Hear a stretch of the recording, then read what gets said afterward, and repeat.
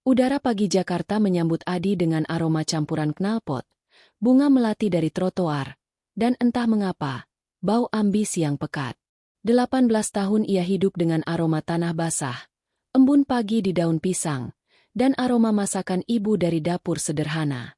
Kini, seragam putih abu-abu yang sedikit kebesaran di tubuh kurusnya terasa asing, namun sekaligus memanggul harapan. Hari ini adalah hari pertamanya di SMA Cendekia Nusantara, sekolah elit yang namanya sering disebut-sebut di televisi, tempat anak-anak pejabat dan konglomerat menimba ilmu. Adi, sang anak desa dari kaki Gunung Slamet, Purwokerto, berhasil menembus gerbang megah itu berkat beasiswa penuh yang ia raih dengan nilai nyaris sempurna dalam ujian nasional. Langkah kaki Adi terasa canggung saat melewati gerbang hitam tempa yang kokoh. Bus kota yang menurunkannya beberapa blok dari sana masih terasa bergetar di telapak kakinya. Di sekelilingnya, deretan mobil mewah berbagai merek memadati area parkir. Ada SUV hitam mengkilap, sedan sport berwarna merah menyala, bahkan sebuah mobil klasik yang terawat apik. Dari dalamnya, para siswa turun dengan santai, rambut tertata rapi, seragam tanpa celah, dan tas punggung bermerek yang mungkin harganya setara dengan biaya hidup Adi setahun.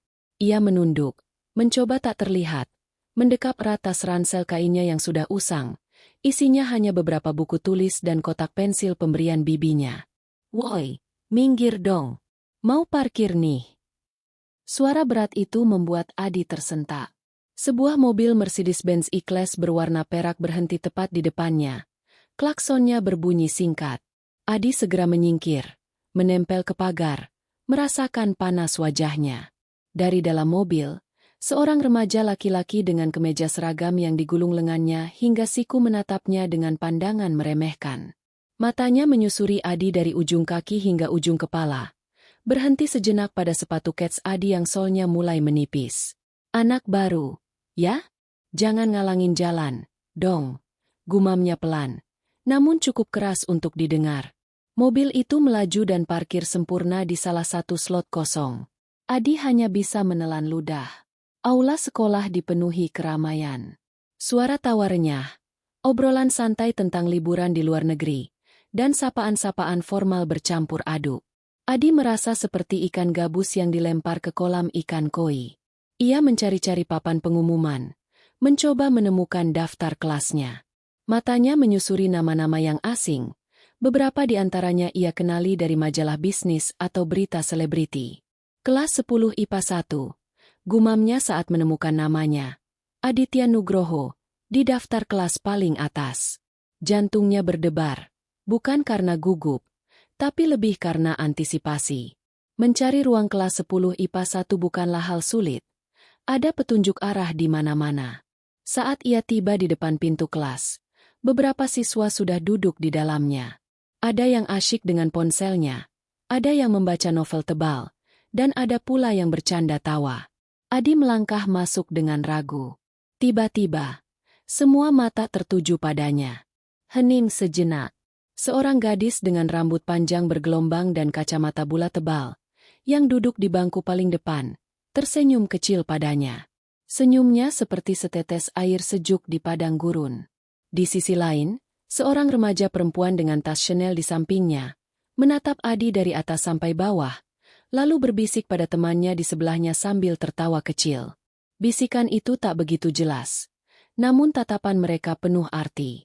"Halo," sapa Adi pelan, mencoba memecah keheningan. Tidak ada yang menjawab.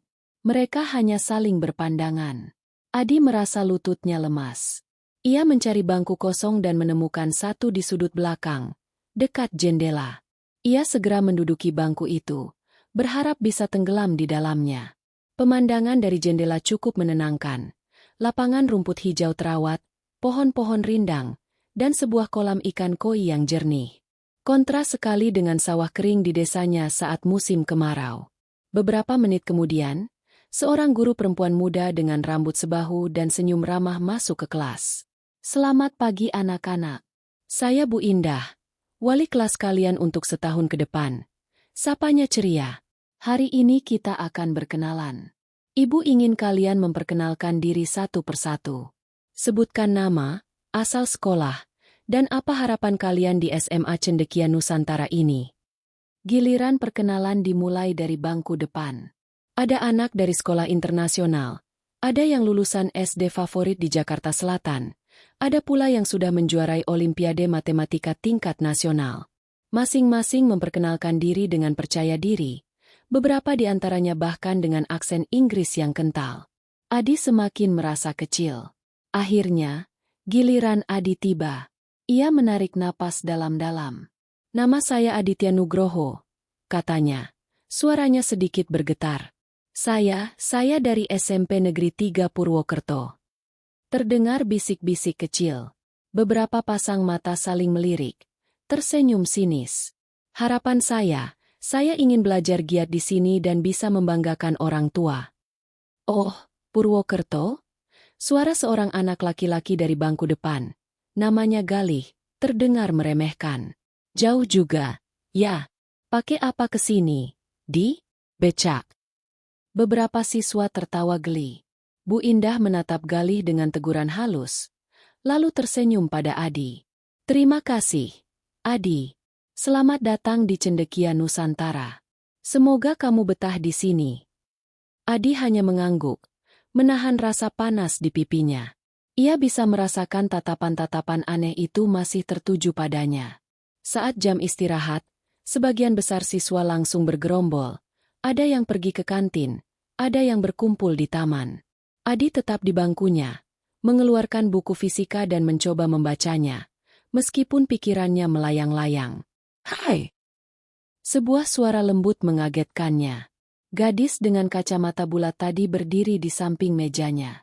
Senyumnya masih sama ramahnya. "Aku Kirana. Kamu Adi, kan?" Adi mengangguk. "Iya. Aku duduk di depan. Tadi kamu kelihatan sendirian, jadi aku samperin." Kirana meletakkan tas kecilnya di meja Adi. "Jangan dengerin si Galih. Dia memang begitu. Sok jagoan." "Oh," kata Adi, merasa sedikit lega. "Makasih, Kirana." "Kamu beneran dari Purwokerto?" tanya Kirana hati-hati. "Iya," jawab Adi, menunggu pertanyaan meremehkan lainnya. "Wah, keren!" Kirana berseru, membuat Adi terkejut. "Jauh banget." "Ya, pasti susah banget bisa dapat beasiswa ke sini. Kamu pasti pintar sekali." Matanya berbinar tulus. Untuk pertama kalinya sejak ia menginjakan kaki di sekolah ini, Adi merasakan sedikit kelegaan dan harapan. Ada satu orang yang tidak menatapnya dengan pandangan sinis. Setidaknya, satu orang. Tapi itu tidak cukup untuk menghapus semua bisik-bisik yang sudah ia dengar, dan tatapan meremehkan yang ia rasakan. Sore harinya, saat pulang, Adi memilih naik bus lagi. Ia melihat Galih dan teman-temannya dijemput dengan mobil-mobil mewah mereka. Anak desa. Ia mendengar bisikan lain saat melintas. Kali ini, bisikan itu terasa lebih menusuk. Ia tahu, perjuangannya di sini bukan hanya tentang pelajaran, tapi juga tentang bagaimana ia akan bertahan di tengah samudra pandangan merendahkan ini. Minggu-minggu pertama di SMA Cendekia Nusantara terasa seperti berjalan di atas kawat tipis bagi Adi. Setiap pagi, ia berangkat lebih awal, berharap bisa menghindari kerumunan mobil mewah dan pandangan aneh di gerbang sekolah. Namun, bisik-bisik itu tak bisa dihindari. Ruang kelas, koridor, bahkan kantin, seolah menjadi panggung gosip bagi sebagian besar siswa dan, yang lebih mengganggu, para wali murid yang sesekali berkunjung.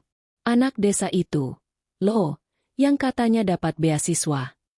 Suara desas-desus itu sering sekali tertangkap telinga Adi. Ia berusaha tak acuh, tapi setiap kali mendengarnya, hatinya terasa perih. Mereka membicarakan Adi seolah ia adalah anomali, sebuah benda aneh yang tiba-tiba muncul di lingkungan mereka yang serba elit. Salah satu sumber utama bisikan itu adalah kelompok Galih. Galih, dengan rambut klimis dan seringai angkuh, adalah putra seorang pengusaha properti terkenal.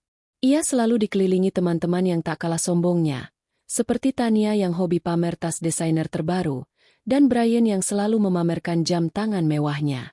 Mereka seolah mendapatkan kesenangan tersendiri dari meremehkan Adi. "Lihat deh seragamnya," Kayaknya sudah dicuci berkali-kali sampai luntur. Tania pernah berbisik keras di dekat loker Adi, cukup keras hingga Adi bisa mendengarnya dengan jelas. Brian terkekeh. Adi hanya pura-pura fokus merapikan buku, mengepalkan tangan di dalam saku celana. Harga diri Adi terasa diremukan perlahan. Yang lebih parah, pandangan merendahkan itu tidak hanya datang dari siswa. Adi pernah tak sengaja mendengar seorang ibu-ibu dengan setelan desainer berbicara kepada temannya di area lobi sekolah. Anak beasiswa itu seharusnya ditempatkan di sekolah khusus saja. Ya, nanti beda kasta. Khawatir bawa pengaruh buruk ke anak-anak kita. Adi yang sedang melewati lobi untuk ke perpustakaan, seketika berhenti.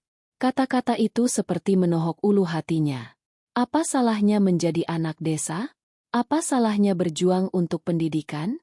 Dampak dari semua itu mulai terasa pada Adi. Ia jadi semakin pendiam. Biasanya, di SMP dulu, ia adalah anak yang ceria dan sering membantu teman-temannya. Sekarang, ia enggan bertanya di kelas. Takut suaranya atau pertanyaannya akan menjadi bahan tertawaan. Ia makan siang sendirian di pojok kantin, atau kadang hanya di perpustakaan. Tekanan itu membuatnya merasa terisolasi, seolah ia adalah alien di planet asing. Meskipun begitu, semangat belajarnya tak pernah padam. Justru, ejekan dan pandangan meremehkan itu memicu tekadnya untuk membuktikan diri. Ia tak akan menyerah. Setiap malam, setelah mengerjakan tugas sekolah, Adi akan membaca buku-buku tambahan yang ia pinjam dari perpustakaan umum. Ia belajar hingga larut malam, terkadang ditemani secangkir kopi hangat buatan ibu kosnya yang ramah. Ia ingin agar nilainya berbicara, bukan latar belakangnya. Namun, tidak semua di sekolah itu bersikap negatif. Kirana, gadis berkacamata yang pertama kali menyapanya, adalah secercah harapan. Kirana seringkali menemaninya saat istirahat. Meskipun seringkali Kirana harus menghadapi tatapan sinis dari kelompok Galih. Biarkan saja mereka, Di. Kirana pernah berbisik saat Galih lewat dan melirik sinis ke arah mereka. Mereka cuma iri karena kamu pintar. Selain Kirana, ada juga Pak Anwar, guru fisika. Pak Anwar adalah guru yang berusia sekitar 40-an, dengan rambut beruban di pelipis dan sorot mata tajam namun bijaksana. Sejak awal, ia melihat potensi besar dalam diri Adi. Adi selalu aktif di kelas fisika, seringkali menjawab pertanyaan-pertanyaan sulit dengan tepat. Suatu hari, setelah pelajaran usai, Pak Anwar memanggil Adi. Adi, Bapak perhatikan kamu punya pemahaman yang sangat baik dalam fisika, kata Pak Anwar. Matanya menatap Adi lurus. Kenapa kamu jadi jarang bertanya di kelas? Adi ragu-ragu. Tidak apa-apa, Pak. Saya hanya sedang beradaptasi. Pak Anwar tersenyum tipis. Bapak tahu kamu anak beasiswa. Bapak juga tahu lingkungan di sini kadang bisa sedikit menantang. Tapi jangan biarkan itu meredupkan semangatmu. Kamu punya potensi besar. Jangan takut untuk bersinar. Kata-kata Pak Anwar seperti oase di tengah gurun. Adi merasa ada seseorang yang melihatnya bukan sebagai anak desa, melainkan sebagai seorang murid yang cerdas. Itu memberinya kekuatan. Namun, di sisi lain, beberapa guru lain memang menunjukkan sikap netral, atau bahkan sedikit memandang rendah, mungkin karena pengaruh bisikan-bisikan dari orang tua murid yang berpengaruh. Mereka mungkin tidak terang-terangan meremehkan, tapi tatapan atau cara mereka menyapa Adi terasa berbeda. Pernah suatu ketika, saat tugas kelompok, Tania menolak satu kelompok dengan Adi. Enggak deh, Bu. Saya mau kelompok sama Kirana dan Brian saja. Nanti kalau sama dia, nilai kelompoknya malah turun. Guru yang mengajar saat itu hanya terdiam, tidak membela Adi, dan akhirnya Adi ditempatkan di kelompok lain yang tidak banyak bicara.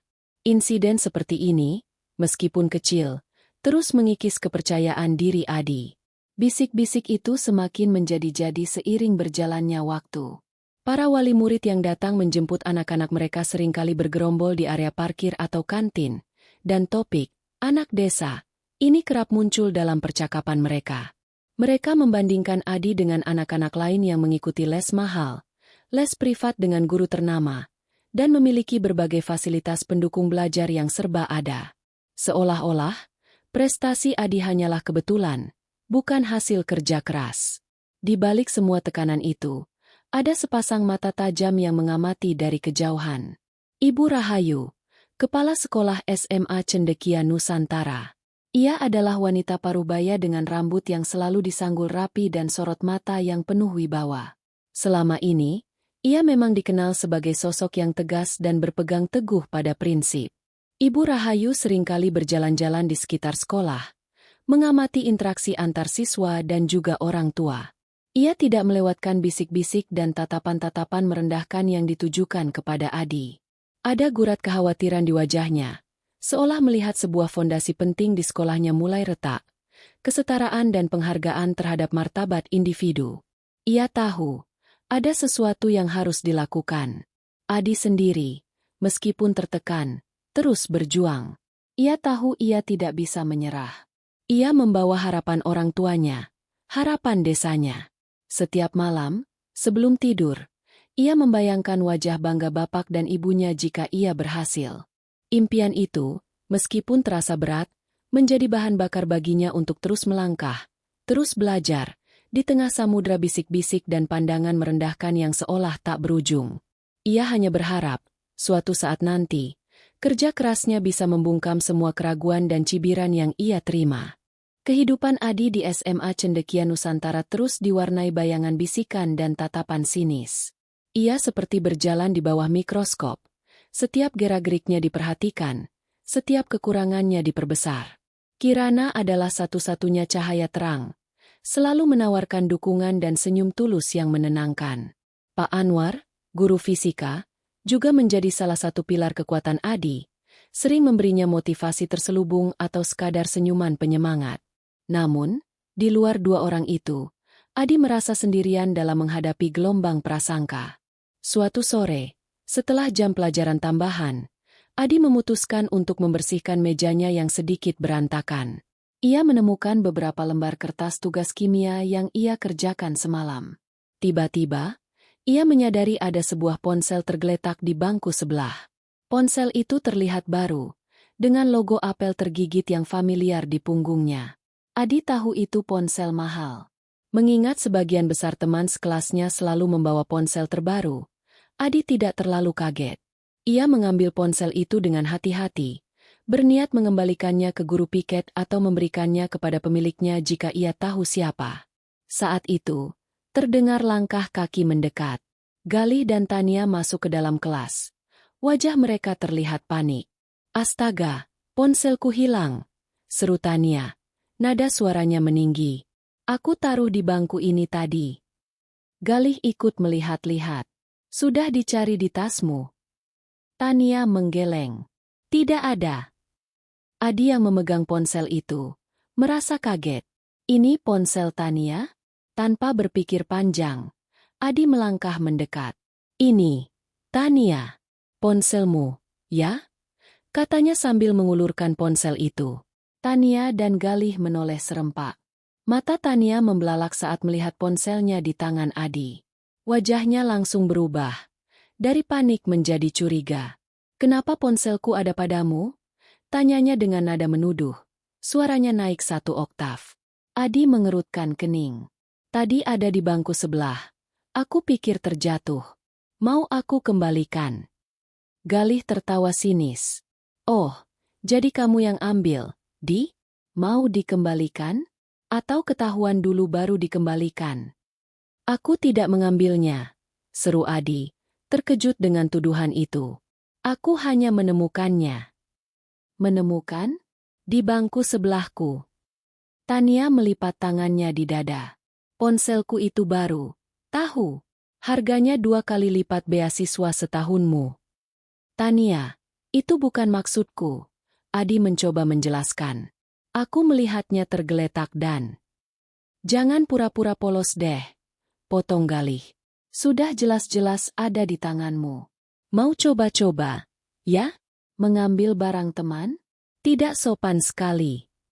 Suara gaduh itu menarik perhatian beberapa siswa lain yang kebetulan lewat di depan kelas. Mereka berhenti, menguping percakapan. Wajah Adi memerah padam. Ia merasa terjebak dalam perangkap yang tidak ia mengerti. Aku akan lapor guru, ancam Tania, mengambil ponselnya dari tangan Adi dengan kasar. Kamu ini, sudah anak beasiswa, mau jadi pencuri juga, ya? Kata-kata, pencuri, itu menghantam Adi seperti tamparan keras. Ia merasa sekujur tubuhnya bergetar. Tak pernah seumur hidupnya ia dituduh sekeji itu. Dan benar saja, Tania dan Galih segera melapor kepada Bu Rina, guru bimbingan konseling, BK, yang kebetulan sedang berada di kantor. Dengan dramatis, Tania menceritakan versinya. Ponsel saya hilang, Bu. Lalu saya lihat Adi yang pegang. Dia pasti mau mencurinya. Galih mengangguk-angguk membenarkan. Bu Rina, yang memang sudah memiliki catatan tentang Adi dari bisik-bisik orang tua murid, langsung memanggil Adi. Di hadapan Bu Rina, Adi menceritakan kejadian sebenarnya dengan jujur dan lugu. Namun, tampaknya Bu Rina lebih condong pada cerita Tania. Adi, ibu tahu kamu anak yang cerdas. Tapi mencuri itu perbuatan tidak baik, kata Bu Rina dengan nada datar, tanpa sedikit pun empati. Tapi Bu, saya tidak mencuri. Adi mencoba membela diri, matanya berkaca-kaca. Lalu kenapa ponsel Tania ada padamu? Bu Rina bertanya, seolah sudah ada jawaban pasti dalam benaknya. Sudahlah, yang penting ponselnya sudah kembali. Tapi ibu peringatkan, jangan sampai terulang lagi. Jika ada barang teman yang tertinggal, serahkan langsung ke guru piket atau pemiliknya. Adi hanya bisa menunduk. Ia merasa hancur. Bukan saja dituduh, tapi juga tidak dipercaya. Kabar mengenai insiden pencurian ponsel ini menyebar bagai api. Ditambah bumbu-bumbu dramatis, ceritanya menjadi lebih parah. Kali ini, tidak hanya siswa, tapi juga wali murid ikut campur. Esok harinya, saat Adi baru tiba di sekolah, ia melihat kerumunan orang tua di lobi. Mereka terlihat marah dan gelisah. Di tengah kerumunan itu, ada Pak Danu, ayah Galih, seorang pria bertubuh besar dengan setelan jas mahal, dan Ibu Sandra, Ibu Tania, yang mengenakan perhiasan berkilauan. Mereka terlihat berbicara dengan nada tinggi kepada seorang guru yang mencoba menenangkan. Saya tidak habis pikir, Bu. Suara Ibu Sandra melengking. Bagaimana bisa sekolah ini menerima murid seperti itu? Anak beasiswa, sudah tidak tahu diri, berani-beraninya mencuri barang anak saya. Ini bisa jadi presiden buruk. Betul sekali, sahut Pak Danu. Anak saya jadi resah. Lingkungan sekolah harus steril dari orang-orang seperti dia. Saya dengar dia juga anak desa, ya? Mungkin memang beda etika dan moralnya. Adi yang mendengar percakapan itu dari kejauhan, merasa darahnya mendidih. Bedanya etika dan moral? Ia yang selalu diajarkan untuk jujur dan berbuat baik, kini dituduh dengan keji. Matanya menangkap tatapan beberapa wali murid lain yang mengangguk-angguk setuju dengan pernyataan Pak Danu dan Ibu Sandra. Mereka menatap Adi dengan pandangan jijik dan menghakimi. Seorang guru, yang mungkin sudah lelah menjelaskan, mencoba membela Adi. Bapak, Ibu, ini hanya kesalahpahaman. Adi sudah menjelaskan. Kesalahpahaman apanya? Potong Ibu Sandra. Ponselnya sudah di tangan anak Bapak. Ibu, apalagi yang mau dijelaskan? Kami sebagai orang tua resah. Kami ingin agar anak itu diberi sanksi tegas. Jika perlu, keluarkan saja dari sekolah ini. Adi merasa jantungnya mencelos. Dikeluarkan? Hanya karena kesalahpahaman ini? Ia melihat wajah ibunya di benaknya. Wajah bapaknya yang bekerja keras di sawah. Impian mereka bergantung padanya. Ia merasa sangat terpojok. Ia ingin berteriak, menjelaskan, membela diri, tapi tenggorokannya tercekat. Kata-kata mereka terlalu menusuk, terlalu kuat. Ia hanya seorang anak desa, tanpa backingan siapapun di kota besar ini. Ia melihat sekeliling, berharap ada seseorang yang membelanya, tetapi tidak ada. Beberapa guru terlihat tidak nyaman, tapi tidak ada yang berani melawan Pak Danu dan Ibu Sandra secara langsung. Bahkan beberapa siswa yang tadi menguping, kini juga menatapnya dengan pandangan menjauhi. Adi merasa seperti berdiri di tepi jurang, siap didorong kapan saja. Di tengah kekacauan itu, Ibu Rahayu, kepala sekolah, tiba. Aura ketegasan langsung menyelimuti area lobi. Ia melangkah tenang menuju kerumunan. Matanya menatap satu persatu wajah orang tua yang marah. "Ada apa ini?" Suara Ibu Rahayu terdengar jelas. Meskipun tidak keras, tapi mengandung wibawa yang tak terbantahkan. Pak Danu dan Ibu Sandra segera maju, mengadu dengan nada penuh kemarahan. Mereka menceritakan ulang insiden ponsel, menambahkan bumbu dramatis tentang potensi kejahatan dan ancaman moral yang dibawa oleh Adi. Ibu Rahayu mendengarkan dengan saksama, sesekali mengangguk, namun tidak ada ekspresi yang jelas di wajahnya. Ia melirik Adi yang berdiri mematung di kejauhan, dengan wajah pucat dan mata merah menahan tangis. Ada sorot tajam di mata Ibu Rahayu, sorot yang menyiratkan bahwa ia tidak membeli begitu saja semua drama yang disajikan di hadapannya. "Saya akan selidiki masalah ini secara mendalam," kata Ibu Rahayu pada akhirnya, suaranya mantap. "Semua pihak akan dimintai keterangan. Tapi perlu diingat, Cendekia Nusantara adalah sekolah yang menjunjung tinggi keadilan dan tidak akan mengambil keputusan berdasarkan asumsi atau bisik-bisik." Meskipun begitu, nada bicara Ibu Rahayu yang tegas itu tidak sepenuhnya meredakan kemarahan Pak Danu dan Ibu Sandra. Mereka masih menyuarakan tuntutan mereka agar Adi diberi sanksi berat, bahkan diusir. Adi hanya bisa berharap bahwa janji Ibu Rahayu untuk menyelidiki secara mendalam itu adalah sebuah kesempatan baginya untuk membuktikan kebenaran. Namun, ia merasa sangat kecil, sendirian, di hadapan semua tuduhan dan tuntutan yang menghantamnya.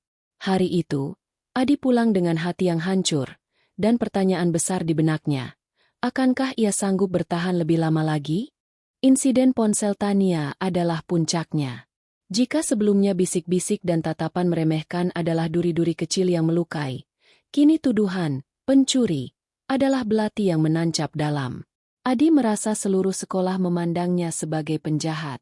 Bahkan beberapa guru yang sebelumnya bersikap netral kini menunjukkan sedikit jarak, seolah takut terkena imbas dari kontroversi ini. Beberapa hari setelah kejadian itu, Adi dipanggil ke ruang kepala sekolah. Jantungnya berdebar kencang saat ia melangkah di koridor yang terasa panjang dan sunyi. Di sana, di meja bundar ruang kepala sekolah, sudah duduk Pak Karta, ayah Adi, dan Bu Darmi, ibunya. Wajah keduanya terlihat tegang dan kebingungan. Mereka mengenakan pakaian terbaik mereka, kemeja batik usang Pak Karta dan kebaya sederhana Bu Darmi, yang kontras mencolok dengan setelan mahal yang biasa dipakai wali murid di sekolah ini. Adi merasakan air matanya menggenang melihat kedua orang tuanya yang begitu polos dan sederhana, kini duduk di ruangan mewah ini, menghadapi tuduhan yang ia tahu tidak benar. Ibu Rahayu, sang kepala sekolah, duduk di seberang mereka, sementara Bu Rina dari BK juga hadir, sesekali melirik sinis ke arah Adi. "Selamat pagi, Bapak, Ibu. Terima kasih sudah meluangkan waktu datang," sapa Ibu Rahayu dengan nada sopan namun tegas. "Seperti yang sudah kami sampaikan melalui telepon, ini berkaitan dengan insiden ponsel Tania." Pak Karta mencoba menjelaskan dari sudut pandang Adi, dengan bahasa Indonesia yang sedikit terbata-bata karena kebiasaan berbahasa Jawa. "Anu, Bu Kepala Sekolah, anak saya ini tidak pernah bohong. Dia tidak akan mencuri. Dari kecil dia kami ajari jujur. Mungkin memang ada salah paham, Bu." Suaranya terdengar pasrah, penuh permohonan. Bu Darmi hanya bisa menggenggam tangan Adi erat-erat di bawah meja. Matanya memancarkan kesedihan dan kekhawatiran yang mendalam. Mereka berdua, yang seumur hidupnya hanya bergaul dengan sesama petani dan pedagang di pasar desa, kini merasa terintimidasi oleh suasana formal dan tuduhan serius ini. Mereka tidak tahu bagaimana membela diri dengan efektif di lingkungan seperti ini. Bu Rina dari BK menyela. "Begini, Bapak, memang Adi mengaku hanya menemukan. Tapi, barang itu ada di tangannya. Dan menurut keterangan Tania dan Galih, mereka curiga Adi berniat mengambilnya. Ini tentu saja mencoreng nama baik sekolah. Apalagi Adi ini murid beasiswa." Nada suaranya jelas menyiratkan bahwa status beasiswa Adi justru memperparah tuduhan tersebut. Seolah-olah, Seorang anak desa yang diberi kesempatan, justru berani-beraninya berbuat ulah. Ibu Rahayu mendengarkan dengan seksama, mengamati ekspresi setiap orang di ruangan itu. Ia melihat ketulusan di mata Adi yang penuh kesedihan, dan keputusasaan di wajah orang tuanya. Ia juga melihat nada menghakimi dalam ucapan Bu Rina, yang seolah sudah membentuk opini tanpa bukti kuat. Baik, kita sudah dengar semua pihak, kata Ibu Rahayu pada akhirnya, menginterupsi perdebatan kecil yang mulai memanas. Saya tegaskan sekali lagi, kami akan menindaklanjuti ini dengan sangat serius. Namun, perlu dicatat bahwa setiap keputusan akan didasarkan pada fakta, bukan hanya asumsi. Untuk sementara, Adi tidak akan diberi sanksi. Tapi kami akan terus memantau perilakunya. Meskipun Ibu Rahayu memberikan sedikit ruang bernapas, keputusan itu tidak sepenuhnya melegakan. Terutama bagi Pak Karta dan Bu Darmi. Mereka pulang dengan hati berat. Meskipun Adi berusaha meyakinkan mereka bahwa ia baik-baik saja. Enggak apa-apa. Nak, yang penting kamu jujur. Jangan pernah berubah. Pesan Pak Karta lirih saat mereka berpamitan. Setelah orang tuanya pergi, beban di pundak Adi terasa semakin berat. Ia tahu, di balik wajah tenang Ibu Rahayu, ada tekanan besar dari para wali murid kaya dan berpengaruh yang menuntut tindakan tegas. Ia mendengar bisik-bisik di koridor. Katanya sih mau dikeluarkan. Masa anak beasiswa berani-beraninya bikin masalah? Setiap langkah Adi di sekolah terasa seperti berjalan di atas pecahan kaca. Ia makan siang sendirian, mengerjakan tugas sendiri, dan sebisa mungkin menghindari kontak mata dengan siapapun, kecuali Kirana dan Pak Anwar. Kirana selalu menjadi penenang. Ia sering duduk di samping Adi saat istirahat. Meskipun tidak banyak bicara, kehadirannya saja sudah cukup. Jangan dipikirkan kata mereka. Bisik Kirana suatu hari. Aku tahu kamu tidak seperti itu. Namun, keraguan mulai menyelimuti Adi. Apakah ia benar-benar bisa bertahan? Setiap hari ia harus menahan diri. Setiap hari ia harus menerima tatapan merendahkan. Sekolah yang awalnya ia impikan, kini terasa seperti sangkar emas yang sesak. Apakah aku memang tidak pantas di sini? Pertanyaan itu terus berputar di benaknya. Ia mulai kehilangan semangat. Motivasinya goyah. Untuk pertama kalinya, ia merindukan desanya. Kehidupan sederhana tanpa prasangka, tanpa penghakiman yang kejam. Pada titik terendah itu, Pak Anwar, sang guru fisika, kembali muncul. Ia mengajak Adi berbicara di lab fisika setelah jam sekolah. Adi, Bapak lihat kamu tampak kurang semangat belakangan ini, kata Pak Anwar, suaranya tenang. Ada apa? Adi menceritakan semuanya, tentang tuduhan pencurian, tentang orang tuanya yang harus datang, tentang bisik-bisik yang tak ada habisnya. Saya rasa saya tidak cocok di sini, Pak. Mungkin mereka benar. Saya ini hanya anak desa. Saya tidak bisa bersaing dengan mereka. Pak Anwar mendengarkan dengan sabar, mengangguk-angguk. Adi, dengarkan Bapak baik-baik. Kemampuan seseorang tidak diukur dari seberapa banyak uang orang tuanya, atau dari mana ia berasal. Tapi dari kemauan, kerja keras, dan hati yang bersih. Ia meletakkan tangannya di bahu Adi. Bapak tahu kamu jujur. Dan Bapak juga tahu kamu punya potensi besar. Jangan biarkan omongan orang lain meruntuhkan dirimu. Justru ini saatnya kamu menunjukkan siapa dirimu sebenarnya. Tapi bagaimana, Pak? Suara Adi serak. Mereka semua. Ada banyak cara untuk membuktikan diri, Adi. Salah satunya, dengan prestasi, kata Pak Anwar, senyum tipis terukir di bibirnya. Jangan fokus pada apa yang mereka katakan. Fokus pada apa yang bisa kamu lakukan. Jika kamu berhasil, maka semua omongan itu akan bungkam dengan sendirinya. Kata-kata Pak Anwar sedikit demi sedikit menanamkan kembali benih harapan di hati Adi.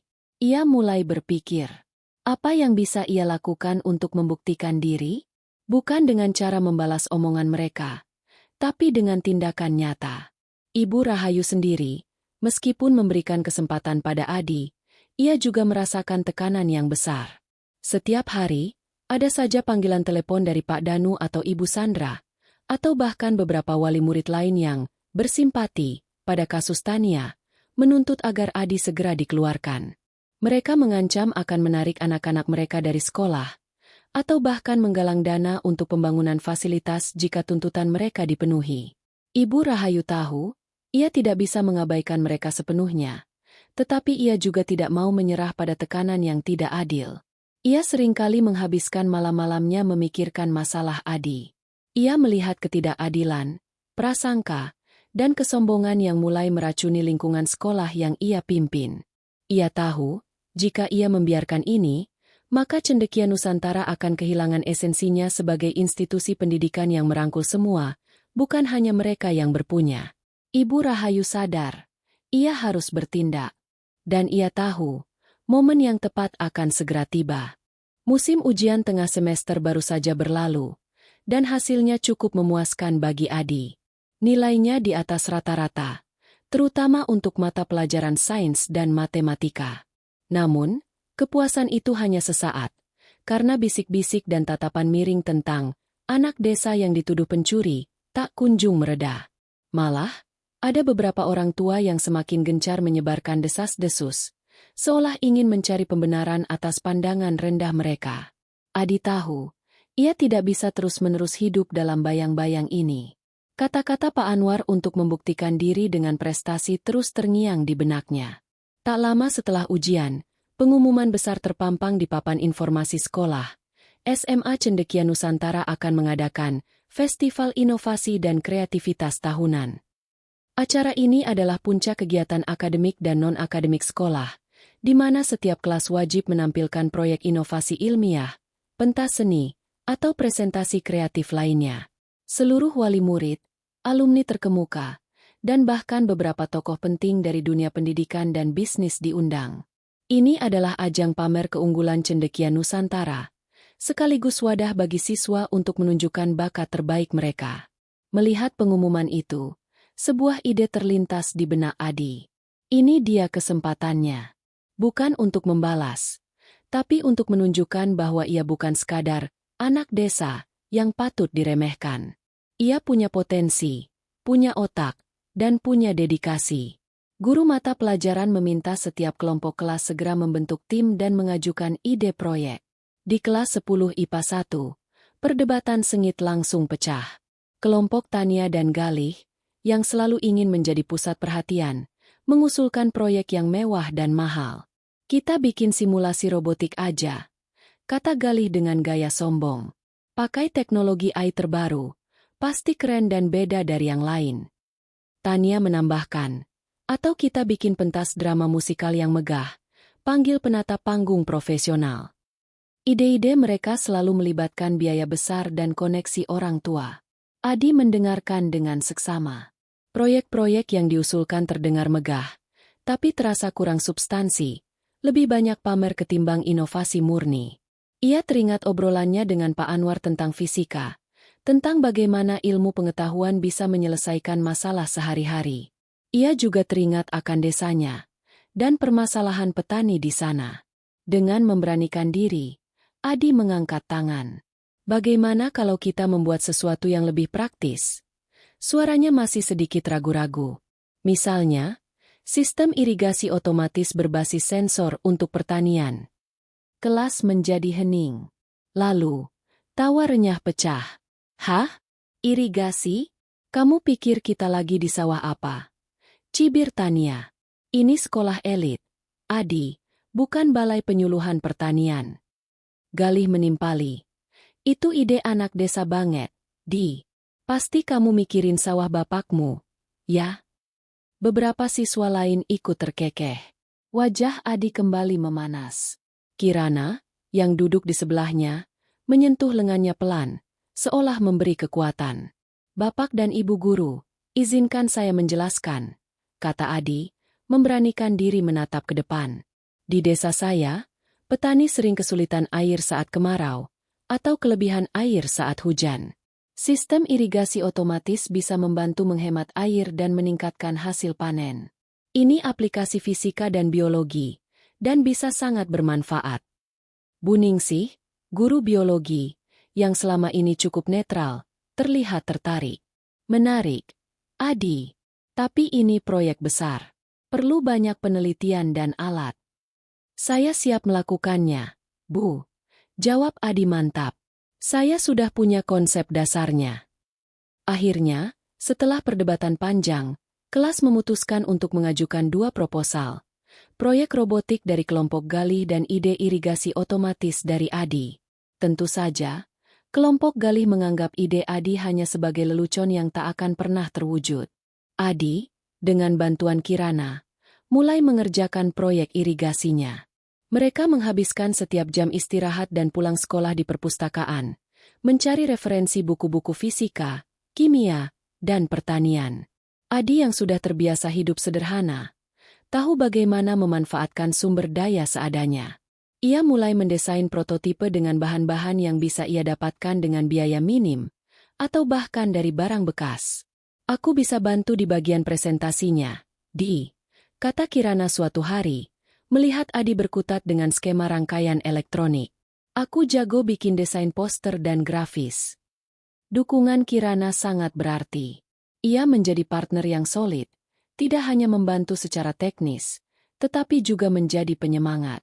Mereka berdua seringkali lembur di laboratorium fisika, yang untungnya selalu dibuka oleh Pak Anwar.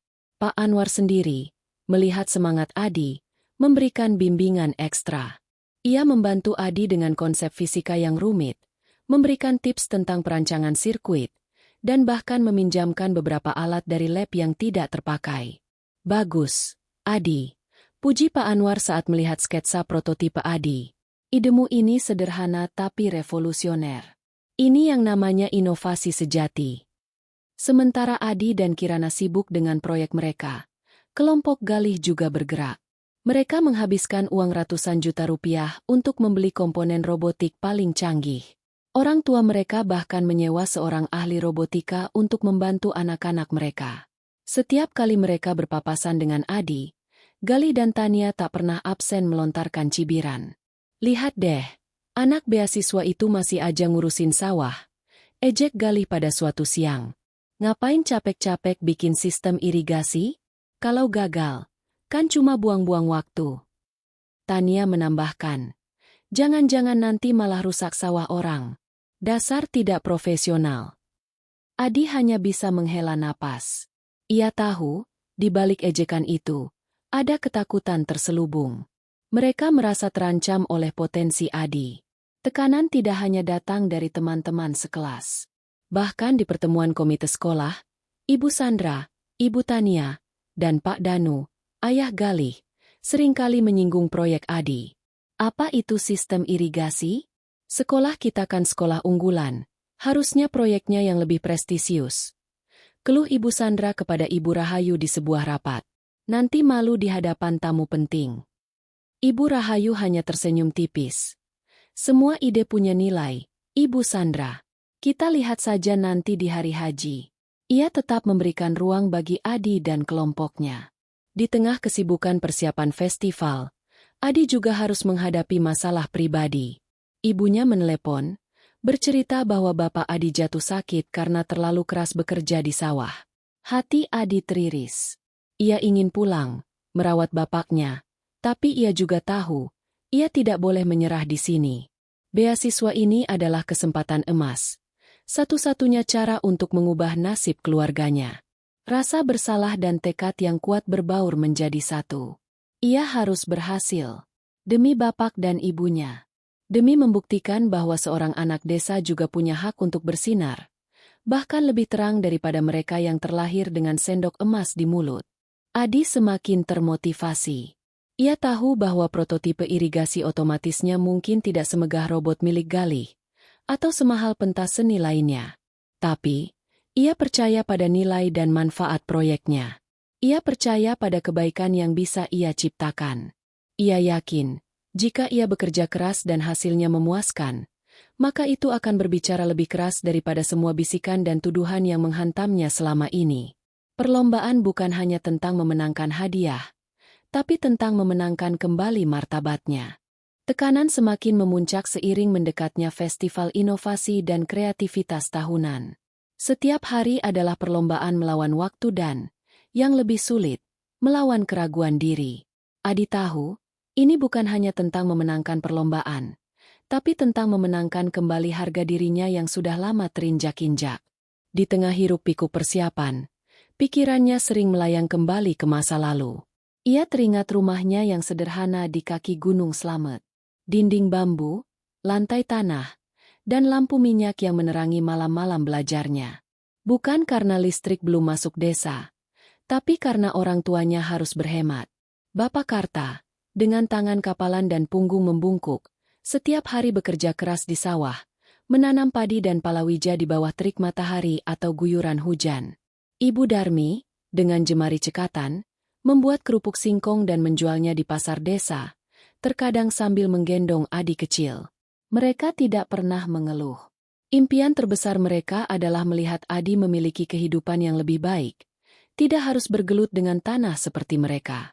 Adi, kamu harus sekolah yang tinggi, ya nak? Pesan bapak suatu malam, sambil mengelus rambut Adi yang tertidur di pangkuannya.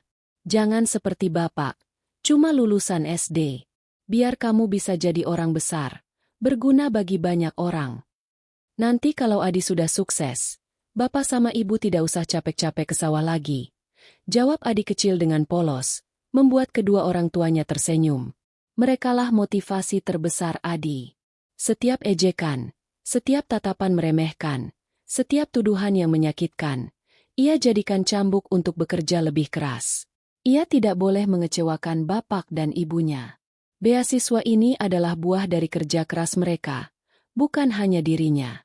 Saat Adi tenggelam dalam kilas balik, Kirana masuk ke lab fisika, membawa 2 gelas teh hangat dan beberapa biskuit. Lagi mikirin apa, Di? Kok melamun? Tanyanya lembut, meletakkan nampan di meja. Adi tersenyum tipis. Mikirin bapak sama ibu, Kir. Mereka pasti capek sekali sekarang. Kirana mengangguk. Aku tahu rasanya. Orang tua memang segalanya. Ya. Ia terdiam sejenak, lalu melanjutkan. Omong-omong, proyek kita sudah sejauh mana? Sepertinya sudah hampir selesai, ya?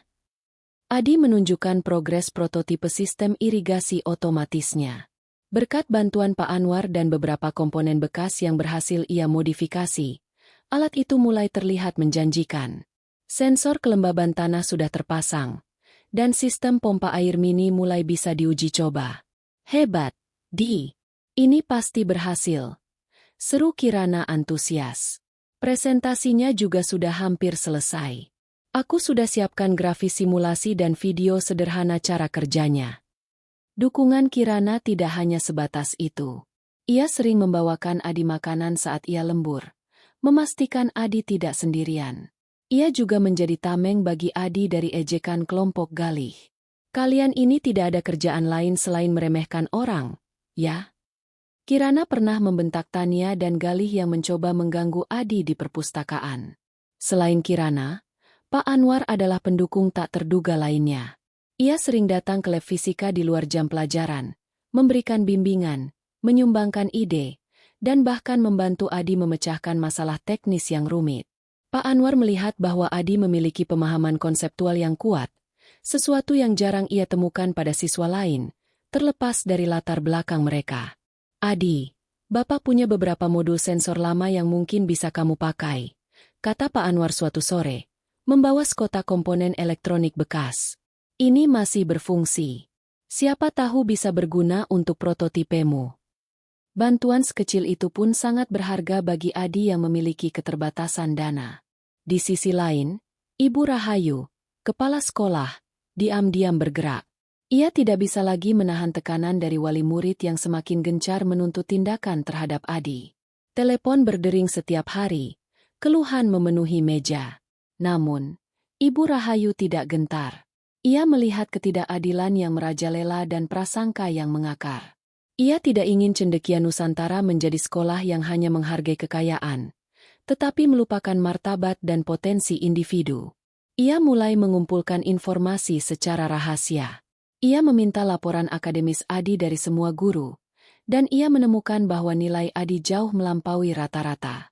Ia juga berbicara empat mata dengan Kirana dan Pak Anwar, menanyakan pendapat mereka tentang Adi. Dari percakapan itu, Ibu Rahayu semakin yakin bahwa Adi adalah anak yang jujur, cerdas, dan memiliki integritas.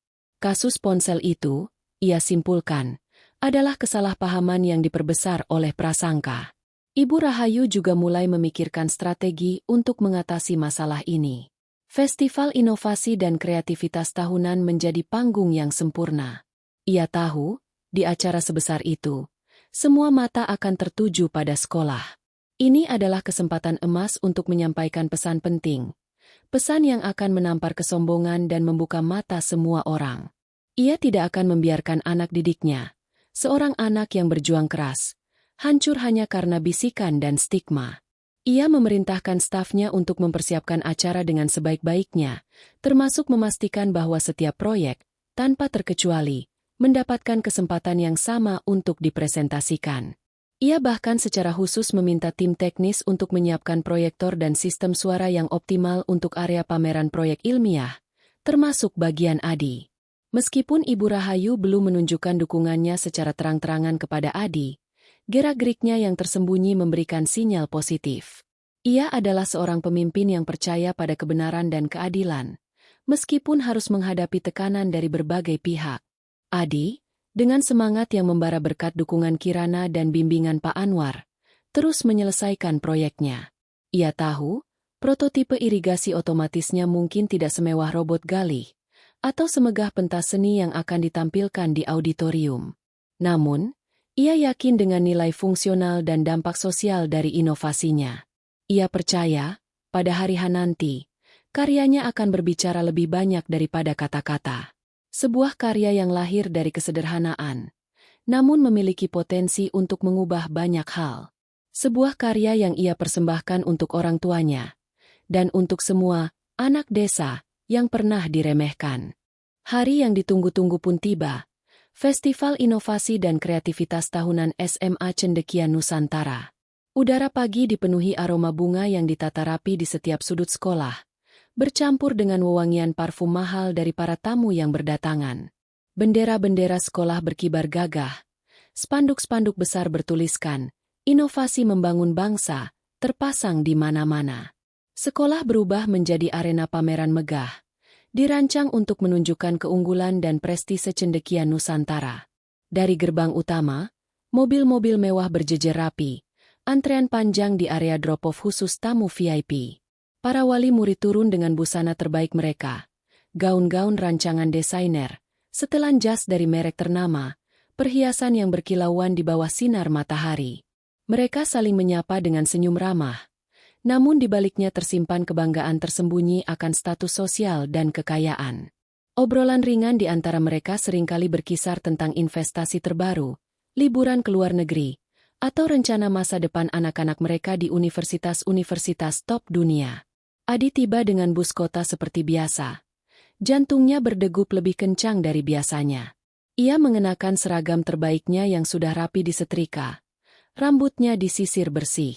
Di tangannya, sebuah flash disk berisi materi presentasi, dan di hatinya, tekad bulat untuk menampilkan yang terbaik.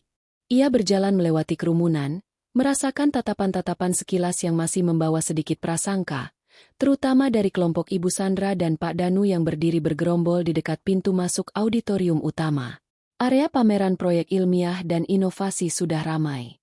Booth-booth yang rapi berjejer, masing-masing menampilkan karya siswa dengan desain yang menarik. Kelompok gali memamerkan robot mereka di sebuah booth yang sangat mencolok, dilengkapi dengan layar LED besar menampilkan simulasi canggih. Orang tua mereka sibuk menyambut tamu-tamu penting, memperkenalkan robot tersebut dengan bangga. "Canggih banget ya, robotnya Galih," bisik seorang ibu kepada temannya. Memang kalau anak orang kaya, idenya juga level internasional.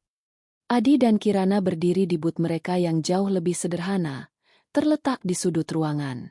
Sistem irigasi otomatis mereka memang tidak secanggih robot Galih, tapi prototipe yang mereka bangun berfungsi dengan baik. Ada miniatur lahan pertanian dengan pot-pot kecil berisi tanaman, sensor kelembaban yang terhubung ke pompa air mini, dan sebuah mikrocontroller yang menunjukkan data. Mereka juga menyiapkan poster visual yang menarik dan video presentasi sederhana. "Jangan khawatir, Di. Bisik Kirana melihat Adi sedikit gelisah. Proyek kita ini lebih bermanfaat daripada robot yang cuma bisa joget-joget itu. Tak lama kemudian, para tamu VIP dan rombongan dewan sekolah mulai berkeliling, berhenti di setiap booth untuk mengamati dan bertanya. Ketika mereka tiba di booth Galih, sorak-sorai dan tepuk tangan riuh terdengar. Galih dan Tania dengan percaya diri menjelaskan detail robot mereka, yang memang tampak mengesankan dari segi teknologi. Ibu Sandra dan Pak Danu tersenyum lebar, merasa di atas angin. Ketika rombongan mendekati booth Adi, antusiasme mereda. Beberapa wali murid hanya melirik sekilas, lalu berbisik-bisik. Oh, itu proyek si anak beasiswa, ya? Yang dituduh pencuri itu. Suara bisikan itu samar-samar terdengar, membuat hati Adi mencelos. Namun, ada beberapa tamu dan guru yang benar-benar tertarik. Mereka melihat konsep di balik proyek Adi. Seorang dosen pertanian dari universitas ternama, yang kebetulan diundang, mengangguk-angguk setelah Adi menjelaskan cara kerja sistemnya. Ide yang bagus, Nak, katanya sambil tersenyum. Sederhana tapi solutif. Ini yang dibutuhkan petani kita. Adi merasa sedikit lega dengan pujian itu. Setidaknya, ada yang mengapresiasi usahanya. Tetapi, masih banyak pasang mata yang memandangnya dengan skeptis, atau bahkan meremehkan. Beberapa dari mereka seolah mencari-cari celah, menunggu Adi melakukan kesalahan. Setelah kunjungan ke area pameran, semua tamu diundang untuk berkumpul di auditorium utama untuk acara inti, pidato pembukaan, pengumuman pemenang proyek terbaik, dan beberapa penampilan seni. Ruangan auditorium dipenuhi gemuruh obrolan. Wali murid sibuk mencari tempat duduk, bertegur sapa, dan bergosip. Di barisan depan, duduklah deretan tokoh penting, termasuk para donatur sekolah, perwakilan dinas pendidikan, dan tentu saja, ketua komite wali murid, yang tak lain adalah Pak Danu. Kemudian, lampu di panggung meredup. Musik instrumental yang menenangkan mengalun, menandakan acara akan segera dimulai. Semua mata tertuju ke panggung saat Ibu Rahayu, Kepala Sekolah SMA Cendekia Nusantara, melangkah maju ke podium. Ia mengenakan kebaya modern yang elegan, rambutnya disanggul rapi, dan senyum tipis terukir di wajahnya. Namun, di balik senyum itu, terpancar aura ketegasan dan kebijaksanaan yang kuat. Seluruh auditorium hening seketika. Assalamualaikum warahmatullahi wabarakatuh. Selamat pagi, salam sejahtera bagi kita semua. Sapa Ibu Rahayu dengan suara yang jelas dan berwibawa, memenuhi seluruh ruangan tanpa perlu berteriak. Yang terhormat Bapak Ibu Wali Murid, Bapak Ibu tamu undangan, Bapak Ibu guru, serta anak-anakku sekalian yang Ibu banggakan. Ia memulai pidatonya dengan kalimat-kalimat umum, memuji capaian sekolah, semangat siswa, dan pentingnya pendidikan dalam membangun masa depan bangsa. Ia berbicara tentang visi Cendekia Nusantara untuk menciptakan generasi penerus yang cerdas, inovatif, dan berintegritas. Para hadirin mengangguk-angguk setuju, beberapa bertepuk tangan sopan. Namun, di tengah-tengah pidatonya, nada suara Ibu Rahayu mulai berubah. Ada jeda sesaat, pandangannya menyapu seluruh ruangan, seolah mencari sesuatu. Matanya berhenti sejenak pada barisan tempat para wali murid berpengaruh duduk, lalu beralih ke bagian belakang, tempat Adi duduk di antara siswa-siswa lain. Hadirin yang saya hormati, lanjut Ibu Rahayu, suaranya kini terdengar lebih dalam, penuh makna. Pagi ini, kita berkumpul di sini untuk merayakan inovasi dan kreativitas. Kita melihat berbagai ide cemerlang dari anak-anak kita. Ada robot yang canggih, ada pentas seni yang memukau, dan ada pula ide-ide sederhana namun punya dampak besar. Ia berhenti sejenak, lalu melanjutkan dengan nada yang lebih lugas. Namun, di balik gemerlap acara ini, saya ingin kita semua merenungkan satu hal penting. Apakah kita, sebagai pendidik dan orang tua, benar-benar memahami arti dari sebuah prestasi sejati? Apakah kita menghargai nilai-nilai luhur di atas kemewahan? Dan apakah kita sungguh-sungguh menciptakan lingkungan yang adil dan inklusif bagi setiap anak? Suasana di auditorium mulai terasa berbeda. Beberapa wali murid saling berpandangan. Gurat kebingungan muncul di wajah mereka. Pidato ini mulai terdengar tidak biasa. Ibu Rahayu masih mempertahankan ekspresi tenangnya, namun sorot matanya semakin tajam, seolah menembus setiap hati yang mendengarnya. Pidato pembukaan ini, ia tahu, bukan hanya formalitas. Ini adalah momen kebenaran yang sudah ia persiapkan dengan matang. Suasana di auditorium tegang. Tatapan mata Ibu Rahayu menyapu seluruh hadirin, seolah ia bisa membaca pikiran setiap orang. Ia tahu, kata-katanya barusan telah memicu kebingungan dan kegelisahan, terutama di antara para wali murid yang selama ini sibuk dengan gosip dan prasangka. Ini adalah bagian yang paling krusial. Bapak, Ibu, dan anak-anakku sekalian, lanjut Ibu Rahayu. Suaranya kini melunak sedikit, namun tetap penuh otoritas. Beberapa waktu belakangan, saya mendengar banyak cerita di lingkungan sekolah kita. Ada bisik-bisik, ada tatapan, tentang status sosial, tentang latar belakang, tentang kemampuan finansial. Ada yang merasa lebih tinggi, dan sayangnya, ada yang merasa berhak merendahkan. Sontak, beberapa pasang mata di barisan depan, terutama yang duduk di dekat Pak Danu dan Ibu Sandra, terlihat salah tingkah. Mereka menghindari tatapan Ibu Rahayu. Adi, yang duduk di belakang, merasakan jantungnya berdegup kencang. Ia tahu, pidato ini mengarah padanya. Kirana di sebelahnya menggenggam tangannya erat. Saya ingin bertanya kepada kita semua, Ibu Rahayu melanjutkan, kini dengan nada yang lebih menantang. Apakah nilai sejati seorang anak ditentukan oleh merek tasnya? Oleh jenis mobil yang mengantarnya ke sekolah? Atau oleh seberapa tebal dompet orang tuanya? Hening. Tidak ada yang berani menjawab. Saya yakin kita semua sepakat bahwa jawabannya adalah tidak. Tegas Ibu Rahayu. Pandangannya kini tertuju pada keseluruhan audiens. Pendidikan adalah pencerahan. Bukan hanya tentang angka di rapor atau sertifikat di dinding.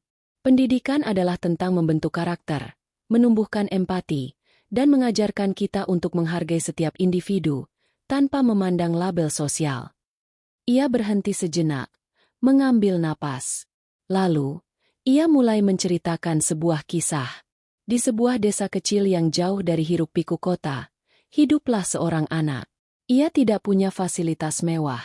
Tidak ada guru privat yang datang setiap hari. Tidak ada les mahal. Orang tuanya bekerja keras di sawah, siang dan malam, hanya untuk memastikan ia bisa makan dan sekolah. Namun, anak itu memiliki satu hal yang tak ternilai harganya, semangat belajar yang membara dan hati yang tulus. Wajah-wajah para wali murid mulai menunjukkan ekspresi penasaran. Beberapa dari mereka mulai menyadari kemana arah cerita ini. Dengan segala keterbatasan, anak itu belajar dengan tekun. Ia rela membaca buku di bawah cahaya lampu minyak. Ia rela berjalan kaki berkilo-kilometer menuju sekolah. Ia tidak pernah mengeluh. Impiannya sederhana, membanggakan orang tuanya dan memberikan manfaat bagi orang lain. Berkat ketekunan dan kecerdasannya, anak itu berhasil meraih beasiswa. Ia datang ke kota besar ini, ke sekolah yang sangat kita banggakan ini. Ia datang dengan harapan besar, dengan impian yang tulus. Ia bukan sekadar mencari nilai, tapi mencari ilmu dan pengalaman. Namun, apa yang ia temui di sini? Suara Ibu Rahayu kini berubah menjadi lebih menyentuh, namun tetap menohok. Ia tidak hanya disambut dengan tantangan akademis, tetapi juga dengan pandangan merendahkan. Dengan bisik-bisik yang menyakitkan. Bahkan, ia dituduh melakukan sesuatu yang tidak pernah ia lakukan, hanya karena asumsi dan prasangka semata. Di barisan depan, Ibu Sandra dan Pak Danu terlihat pucat. Mereka menunduk, tidak berani mengangkat kepala. Suasana di auditorium menjadi sangat hening. Hanya suara napas orang-orang yang bisa terdengar. Beberapa siswa, termasuk Galih dan Tania, juga terlihat gelisah. Adi sendiri merasa seolah Ibu Rahayu sedang berbicara langsung kepadanya, memvalidasi semua rasa sakit yang ia alami. Anak ini, lanjut Ibu Rahayu, suaranya bergetar sedikit karena emosi, adalah cerminan dari semangat pantang menyerah. Ia adalah bukti bahwa bakat tidak mengenal batas kaya atau miskin. Ia adalah pelajaran bagi kita semua, bahwa kemewahan materi tidak menjamin kemewahan budi pekerti. Kemudian, Ibu Rahayu mengangkat tangannya, menunjuk ke arah pameran proyek ilmiah, khususnya ke arah Booth Adi. Hari ini, anak ini, dengan segala keterbatasannya, telah menyumbangkan sebuah karya. Sebuah sistem irigasi otomatis yang mungkin terlihat sederhana, namun punya potensi besar untuk membantu banyak petani di luar sana. Sebuah inovasi yang lahir dari kepedulian, bukan dari keinginan untuk pamer. Semua mata kini tertuju pada Booth Adi. Adi sendiri merasa bingung, terkejut, namun sekaligus haru. Ia tidak menyangka namanya akan disebut, apalagi dengan cara yang begitu memuliakan. Inilah esensi dari pendidikan yang sebenarnya, kata Ibu Rahayu, nadanya kembali tegas dan penuh gairah. Bukan hanya menghasilkan anak-anak pintar yang bisa berbicara banyak bahasa atau memahami teori rumit, tapi menghasilkan individu-individu yang berkarakter, yang punya empati, yang mampu melihat melampaui perbedaan, dan yang menggunakan ilmunya untuk memberikan manfaat bagi sesama. Saya ingin kita semua, para wali murid, para guru, dan anak-anakku sekalian, merenungkan kembali apa yang paling penting. Apakah kita ingin sekolah ini hanya menjadi tempat berkumpulnya anak-anak kaya? Atau kita ingin menjadi tempat di mana setiap anak, dari latar belakang apapun, merasa dihargai, diberikan kesempatan yang sama, dan bisa mengembangkan potensi terbaiknya. Mari kita hargai kerja keras, kejujuran, dan kebaikan hati, di atas segala kemewahan dan status sosial. Karena pada akhirnya, yang akan dikenang bukan seberapa kaya kita, tetapi seberapa besar manfaat yang kita berikan, dan seberapa baik kita memperlakukan sesama. Saya percaya, dengan semangat persaudaraan dan saling menghargai, SMA Cendekia Nusantara akan menjadi tempat yang jauh lebih baik. Tempat di mana setiap anak bisa bersinar, tanpa perlu khawatir diremehkan hanya karena ia anak desa, atau karena ia berbeda. Ibu Rahayu mengakhiri pidatonya dengan pandangan yang penuh harapan, namun juga tantangan. Ia tidak meminta maaf secara eksplisit, tetapi pesannya telah tersampaikan dengan sangat jelas. Suasana di auditorium masih hening. Para wali murid yang merasa tersindir terlihat membeku di tempat duduk mereka. Beberapa dari mereka, seperti Pak Danu dan Ibu Sandra, wajahnya memerah menahan malu dan amarah. Namun, mereka tidak bisa berbuat apa-apa. Kata-kata Ibu Rahayu begitu kuat, begitu menampar realitas yang selama ini mereka ciptakan. Pidato kepala sekolah telah membungkam mereka. Setelah pidato Ibu Rahayu berakhir, keheningan di auditorium terasa begitu pekat, hampir menyesakan. Tidak ada tepuk tangan meriah seperti yang biasa mengiringi pidato pembukaan. Yang ada hanyalah bisik-bisik rendah yang kini terdengar hati-hati, dan tatapan-tatapan canggung. Para wali murid yang merasa tersindir, terutama Ibu Sandra dan Pak Danu, terlihat jelas memerah, menunduk, tidak berani mengangkat wajah mereka. Mereka yang tadinya begitu lantang mengumbar gosip dan penghakiman, kini seolah kehilangan suara. Adi sendiri masih terpaku di tempat duduknya. Jantungnya berdebar kencang. Ia tidak menyangka Ibu Rahayu akan begitu berani membela dirinya di hadapan semua orang, apalagi dengan cara yang begitu lugas dan menohok. Air mata haru mulai menggenang di pelupuk matanya. Kirana di sebelahnya tersenyum lebar. Matanya berkaca-kaca karena bangga. Ia memeluk lengan Adi erat, seolah ikut merasakan kelegaan yang luar biasa. Perlahan, keheningan mulai pecah. Namun, bukan dengan reaksi yang diharapkan. Sebaliknya, beberapa wali murid yang selama ini bersikap netral atau bahkan sedikit simpati pada Adi, mulai secara terbuka menunjukkan dukungan. Seorang ibu paruhbaya dengan senyum hangat, yang duduk beberapa baris di depan Adi, menoleh ke belakang dan tersenyum tulus padanya. Ia mengacungkan jempol kecil, isyarat apresiasi. Beberapa siswa lain yang selama ini hanya diam, kini juga melirik Adi dengan pandangan berbeda. Ada rasa kagum dan rasa bersalah yang bercampur aduk.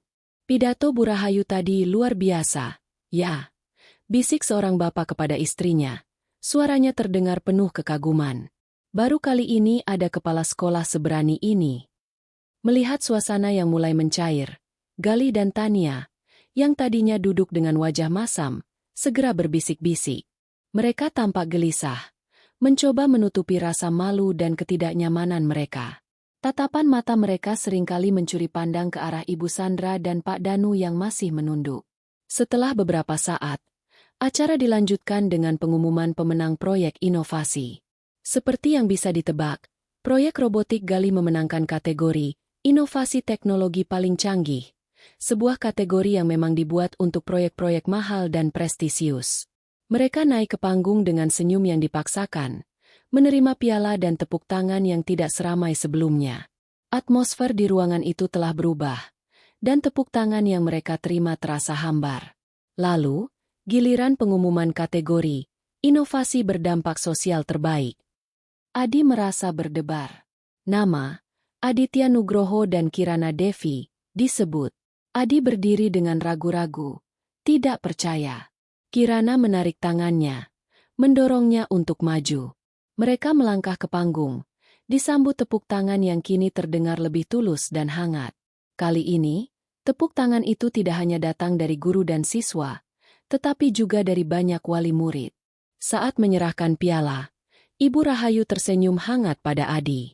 "Selamat, Adi.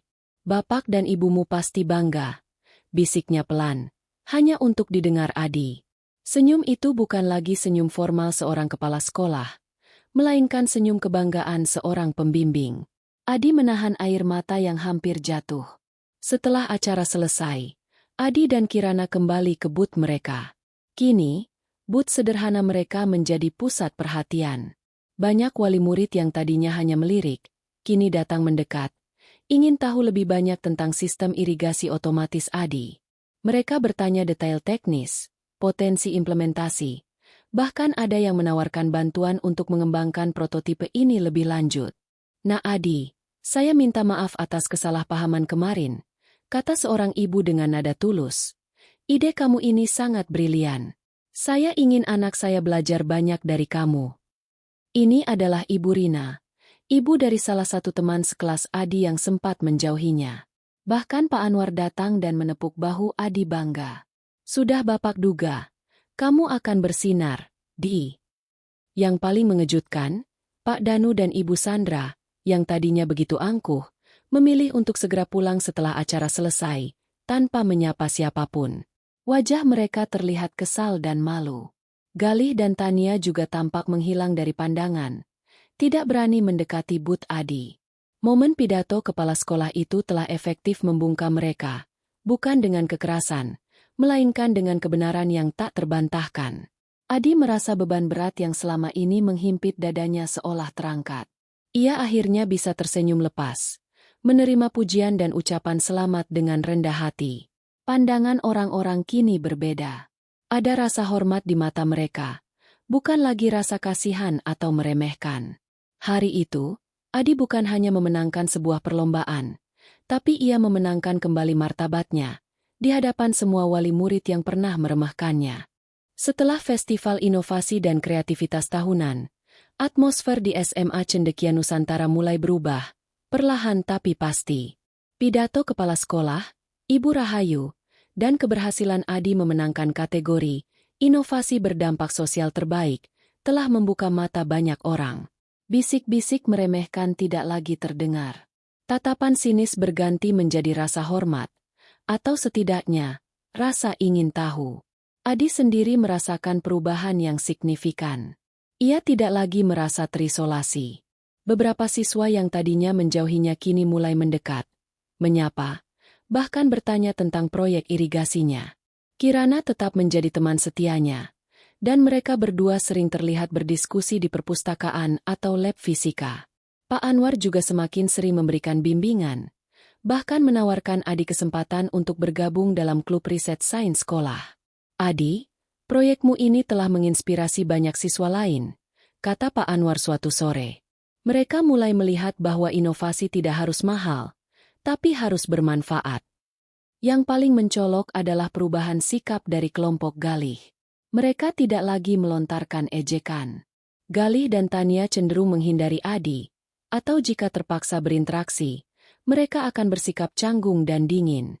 Namun, itu jauh lebih baik daripada cibiran dan tuduhan yang dulu.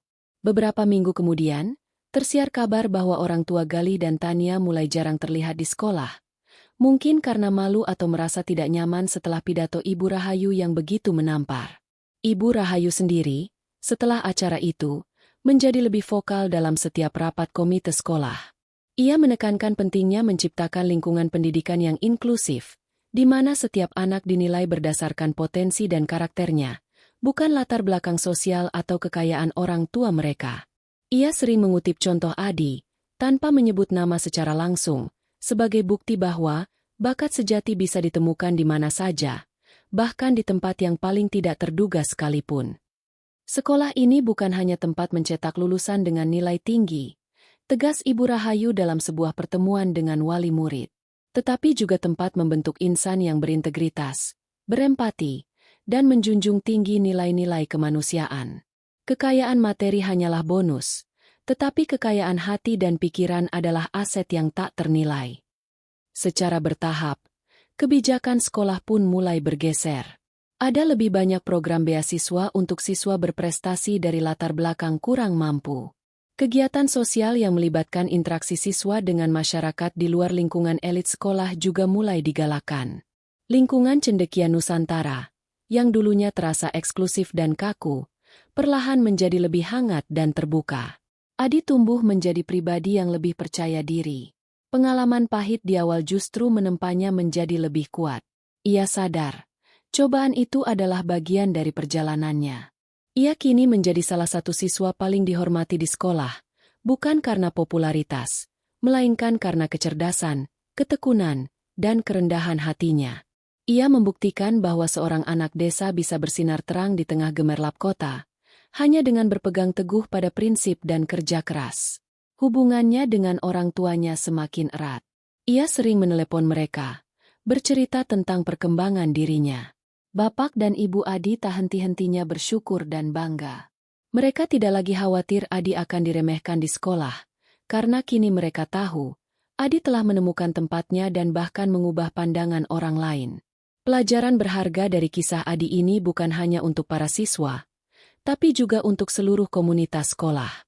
Sebuah institusi pendidikan seharusnya menjadi pelabuhan bagi semua mimpi, bukan hanya bagi mereka yang punya kapal megah. Bahwa nilai sejati seseorang tidak diukur dari apa yang mereka miliki, tetapi dari siapa mereka sebenarnya, bagaimana mereka berjuang, bagaimana mereka memperlakukan orang lain, dan bagaimana mereka memberikan kontribusi. SMA Cendekia Nusantara, di bawah kepemimpinan Ibu Rahayu, kini bertekad untuk menjadi simbol dari pendidikan yang adil dan merata. Tempat di mana setiap anak, tanpa memandang latar belakangnya, memiliki kesempatan yang sama untuk mengembangkan potensi, merasa dihargai, dan pada akhirnya, menjadi versi terbaik dari dirinya sendiri. Kisah Adi adalah pengingat bahwa kadang, satu pidato yang tulus dari seorang pemimpin berani, dan satu contoh nyata dari seorang anak yang gigih, sudah cukup untuk membungkam prasangka dan menyalakan kembali api kebaikan dalam sebuah komunitas. Dan itu adalah sebuah babak baru, bukan hanya bagi Adi, tetapi bagi seluruh SMA Cendekia Nusantara.